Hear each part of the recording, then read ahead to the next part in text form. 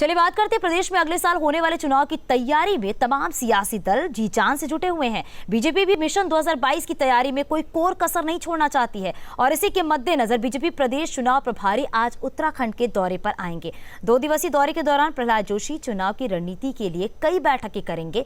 मंत्रियों, पदाधिकारियों और जिला अध्यक्षों से बैठक करेंगे और साथ ही कोर ग्रुप की भी बैठकें करेंगे। संवाददाता सुरेंद्र रसीला हमारे साथ फोन लाइन पर जुड़ गए हैं। सुरेंद्र, अगर बात करें तो आज 2 दिवसीय के दौरे पर रहेंगे और उसके साथ ही साथ क्या कुछ आगे का कार्यक्रम रहने वाला है प्रहलाद जोशी का? देखिए, प्रहलाद जोशी आज पहली बार उत्तराखंड आएंगे चुनाव प्रभारी बनने के बाद। 2 दिन के उनके अलग अलग कार्यक्रम हैं, अलग अलग बैठकें हैं।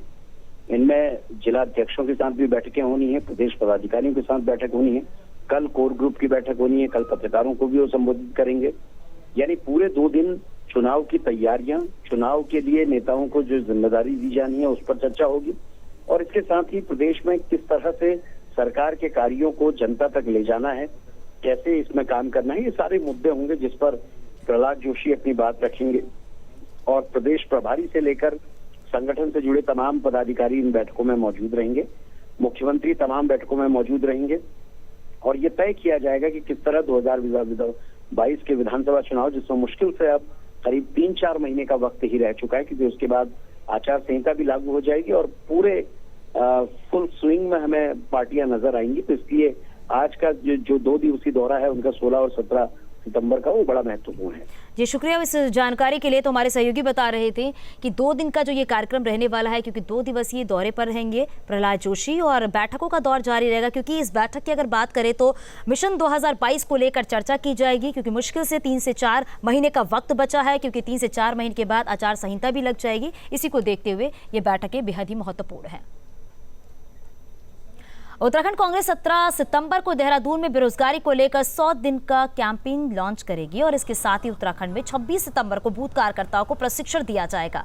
ज्यादा जानकारी के लिए कांग्रेस के उत्तराखंड प्रभारी से बातचीत की हमारे संवाददाता निशांत राय ने। कांग्रेस के उत्तराखंड के प्रभारी देवेंद्र यादव जी इस समय हमारे साथ हैं। देवेंद्र जी, पहला सवाल, उत्तराखंड में चुनाव नजदीक है, अब कांग्रेस की क्या तैयारियां हैं? बीजेपी 60+ का नारा दे रही है, आखिर आपका क्या नारा है या क्या तैयारी है?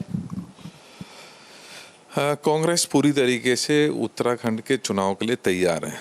2022 का चुनाव अहम चुनाव होगा और हमने लगातार अपने कैडर को मजबूत करने का काम किया है, उनको प्रशिक्षित करने का काम किया है, उनको संगठित करने का काम किया है और उसी के साथ साथ चाहे वो बेरोजगारी हो, चाहे फार्मर्स के इशू हो, चाहे महिलाओं के उत्पीड़न की हो या महंगाई की बात हो, उन सभी मुद्दों पर सड़क से लेकर विधानसभा तक कांग्रेस ने अपनी आवाज़ मजबूती के साथ रखने का काम किया है।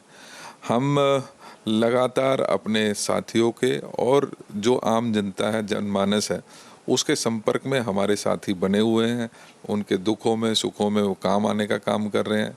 इसी क्रम में हमने बहुत सफल एक परिवर्तन यात्रा का आयोजन पहले फेज़ की किया है और 18, 19, 20 को वही परिवर्तन यात्रा का सेकंड फेज़ हम हरिद्वार से शुरू करने जा रहे हैं। इसके पश्चात भी चाहे ट्रेनिंग की प्रोग्राम हो, बूथ लेवल के लोगों को ट्रेन करने की बात हो या हम लोग किस तरीके से एक-एक घर तक पहुंचकर अपनी नीतियों को पहुंचा सकें, इस सरकार की नाकामियों को पहुंचा सके, उसके लिए प्रयासरत है। जाहिर सी बात है कि कांग्रेस परिश्रम कर रही है कि किस तरीके से 2022 में चुनाव जीता जाए और किशोर उपाध्याय भी उसी परिश्रम में लगे हुए हैं, कहना है कांग्रेस के उत्तराखंड प्रभारी देवेंद्र यादव का। वीडियो जर्नलिस्ट सुभाष चंद के साथ निशांत राय, न्यूज़ स्टेट, दिल्ली।